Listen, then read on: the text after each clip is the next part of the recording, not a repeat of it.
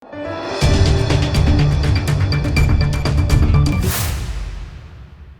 દર્શક મિત્રો, આપ જોઈ રહ્યા છો લોકમૈત્રી ન્યૂઝ. હું છું એન્કર અમિતા પટેલ. હવે જોઈએ અગત્યના સમાચાર.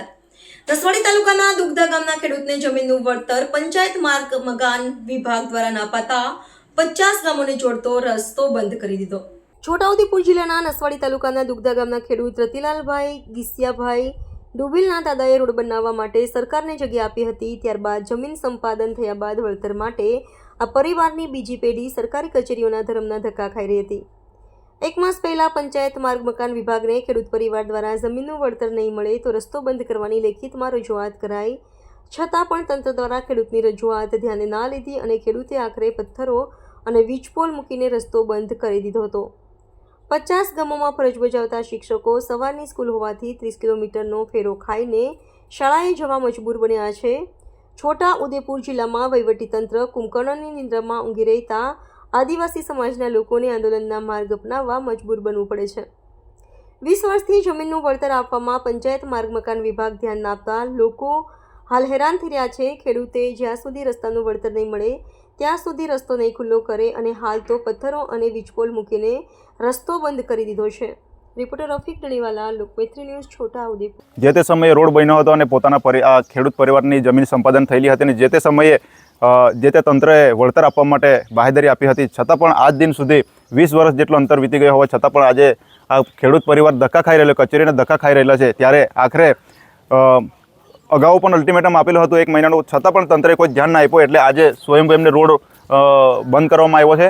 રોડ બંધ કરવામાં આવ્યો છે એટલે હજુ પણ આ તંત્ર જો ખેડૂત પરિવારને વારે નહીં આવે અને જે વળતર આપવા માટે જો નક્કી કરવું છે નહીં આપે તો હજુ પણ આ સમાજ હેરાન થઈ રહ્યો છે. આજે તમે જોઈ શકો છો આ કેટલા બધા લોકો છે અહીંયા પેલા છે જો હેરાન થાય છે. એટલે તંત્ર પાસે અપેક્ષા છે તાત્કાલિક ધોરણે જમીન સંપાદન થઈ રહી એટલે એમાં શું ધક્કા ખાવાની જરૂર છે, વળતર આપી દેવું જોઈએ. એટલે આ અમે પણ માંગ કરીએ છીએ આ ખેડૂત પરિવારને ન્યાય મળે અને તાત્કાલિક ધોરણે વળતર. આદિવાસી સમાજને કોઈ ધ્યાન નથી આપતું અને ખાસ કરીને જે તે સમાજની અંદર પણ જે નેતાઓ છે એમને ખરેખર આ ધ્યાન આપવું જોઈએ. આ જવાબદાર છે. જ્યારે નાની મોટી સમસ્યા ઊભી રહી છે ત્યારે કોઈ આવીને ઊભા નથી રહેતું અને જે સામાન્ય અન્યાય થાય છે ત્યારે કોઈ બોલતું નહોતું. એટલા માટે જ આ લોકોનું આ સરકારી તંત્ર કચેરીમાં પણ કંઈ ઊભું નથી એટલે આ અધિકારીઓ પણ ધ્યાન નથી આપતા એવું અમને લાગી રહેલું છે. દર વખતે આંદોલન કરવા પડે છે, ધરણા પર બેહવું પડે છે, નિવેદનો કરવા પડે છે, મૌખિક રજૂઆતો કરવી છે, છતાં પણ આ તંત્ર ધ્યાન નથી આપતું.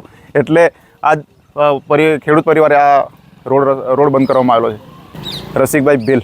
20 વર્ષ પહેલાં જમીન આપી હતી અમે રોડમાં અને એને 20 વર્ષ થઈ ગયા. મારા બાપ દાદાએ આપી હતી. એમાં વળતર જે વખતે મારા દાદા પિતાને વળતર આપવાનું જે નક્કી કરેલું હતું ને એ આજ સુધીમાં આપવામાં નથી આવ્યું. અને મારા દાદા પિતાએ બધી કચેરીઓમાં ધક્કા ખાધા પણ એ બી ગુજરી ગયા. મારા દાદા પિતા એ બી ગુજરી ગયા. તોય છતાં હજુ વળતર આપવામાં નથી આવ્યું અને હું 2 વર્ષથી હું કચેરીઓના ધક્કા ખાઉં છું. તો એમ જ કહેવામાં આવે છે કે વળતર મળશે. હા સાહેબ, 20 વર્ષ તો થઈ ગયા, તો હવે મારા દાદા પિતા બી એ બી ગુજરી ગયા. હવે વળતર કોને આપવાનું? 1 મહિના અગાઉ બી એમને મેં તંત્રને ધ્યાન દોર્યું હતું પણ હજી સુધી કોઈ તંત્ર મારી પાસે આવ્યું નથી અને કોઈ અધિકારી બી નથી આવ્યું. એટલે એટલા માટે મારે આ રસ્તો બંધ કરી દેવો પડ્યો અને પુરાવા પણ છે મારી પાસે. આ જોઈ શકો છો તમે. દુગધા ગામના ખેડૂત પુત્રોનો વળતરનો પ્રશ્ન હોય આજે તેમના દ્વારા રસ્તો બંધ કરી દેવામાં આવેલો છે. હું દારસીમેલ પ્રાથમિક શાળાની અંદર ફરજ માટે નીકળ્યો પરંતુ રસ્તો બંધ હોવાના કારણે હવે મારે ફરીથી પાછા 20-25 કિલોમીટર પાછા જઈ અને શાળાએ જવાનો વારો આવેલો છે. અને આવી પરિસ્થિતિ 40થી 50 શાળાના શિક્ષકોની થયેલી છે અને એમને આજે આ સહન કરવું પડેલું છે. લોકમૈત્રી ન્યૂઝ સાથે જોડાયેલા રહેવા અમારા યુટ્યુબ ચેનલને સબસ્ક્રાઇબ કરી ફેસબુક અને ઇન્સ્ટાગ્રામ પેજને લાઇક અને શેર કરો.